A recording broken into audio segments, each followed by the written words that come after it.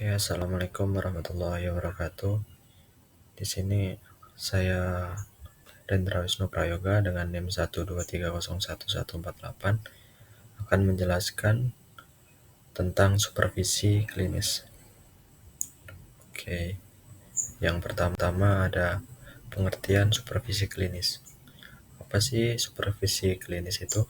Supervisi klinis merupakan suatu pendekatan dalam manajemen pendidikan yang berfokus pada pengawasan dan bimbingan secara langsung terhadap proses pembelajaran yang berlangsung di kelas. Tujuan utamanya adalah untuk meningkatkan kualitas pengajaran dan mendukung pengembangan profesional guru atau pendidik. Supervisi klinis juga bertujuan untuk memberikan umpan balik yang bersifat konstruktif, mendorong refleksi diri guru, serta memecahkan masalah yang muncul dalam praktik mengajar. Oke, selanjutnya ada langkah-langkah dalam supervisi klinis. Yang pertama ada observasi kelas. Nah, supervisor mengamati secara langsung proses pembelajaran yang dilakukan oleh guru di kelas.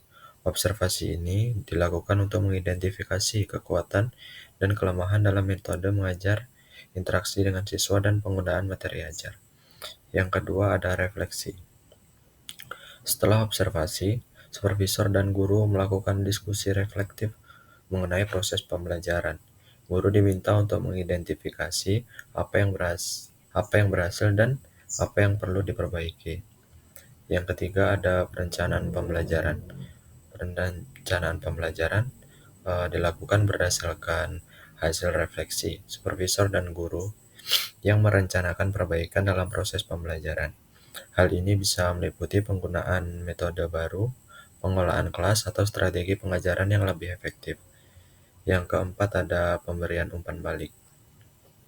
Supervisor memberikan umpan balik konstruktif mengenai proses pembelajaran yang telah diamati, serta memberikan saran untuk perbaikan dalam pengembangan lebih lanjut.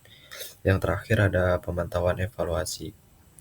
Setelah perbaikan sudah dilakukan, supervisor kembali memantau kinerja guru untuk mengevaluasi apakah perubahan yang dilakukan dapat meningkatkan kualitas pembelajaran. Yang selanjutnya ada praktik supervisi klinis. Yang pertama ada tahap persiapan. Di sini, guru menentukan tujuan supervisi klinis, misalnya meningkatkan kemampuan dalam mengelola kelas atau meningkatkan interaksi dengan siswa.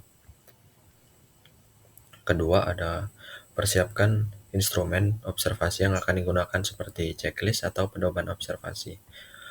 Untuk langkah-langkah selanjutnya ada observasi kelas. Nah, di sini supervisor langsung masuk ke kelas dan mengamati proses pembelajaran yang sedang berlangsung. Untuk fokus utamanya adalah untuk melihat bagaimana guru mengelola pembelajaran dan berinteraksi dengan siswa. Langkah selanjutnya ada diskusi refleksi. Nah, setelah observasi selesai, kegiatan yang pertama dilakukan adalah pertemuan antara supervisor dan guru untuk mendiskusikan hasil observasi. Guru diminta untuk mengungkapkan perasaan dan pandangannya mengenai proses pembelajaran yang telah dilakukan, apa yang dirasa berhasil dan apa yang perlu diperbaiki.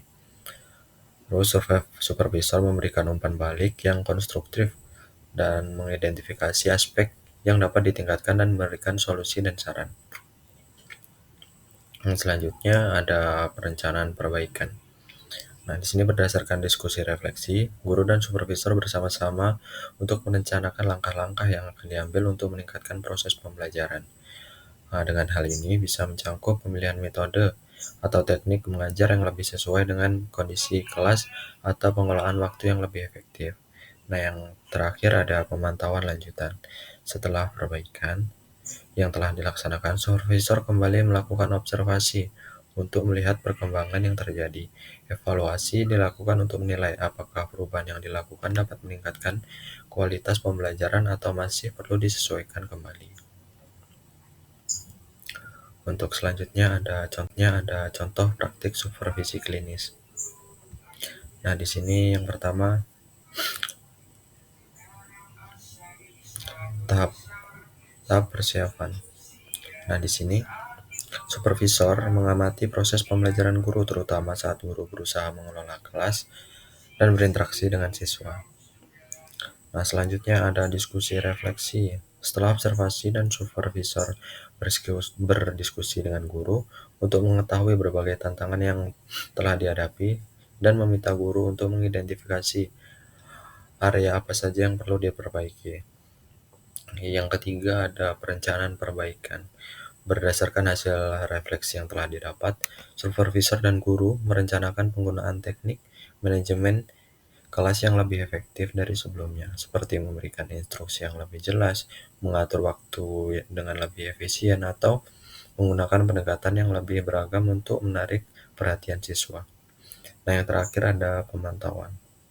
Nah, di sini supervisor kembali mengamati setelah perbaikan yang telah diterapkan, mengevaluasi apakah strategi yang baru lebih efektif dalam meningkatkan pengelolaan kelas. Oke, mungkin selanjutnya ada kesimpulan. Nah, di sini supervisi klinis merupakan pendekatan yang lebih efektif dalam meningkatkan kualitas pembelajaran dan mengembangkan keterampilan profesional guru melalui observasi langsung, diskusi reflektif, dan perencanaan perbaikan. Supervisi klinis dapat membantu guru untuk meningkatkan keterampilan mengajarnya dan menciptakan pengalaman belajar yang lebih baik bagi para siswa. Sebagai suatu proses yang berkelanjutan, supervisi klinis tidak hanya menguntungkan guru, akan tetapi juga menguntungkan dari pihak siswa, karena itu dapat membantu menciptakan lingkungan pembelajaran yang lebih produktif dan efektif. Mungkin cukup sekian penjelasan dari saya, ya. Kurang lebihnya mohon maaf. Wassalamualaikum warahmatullahi wabarakatuh.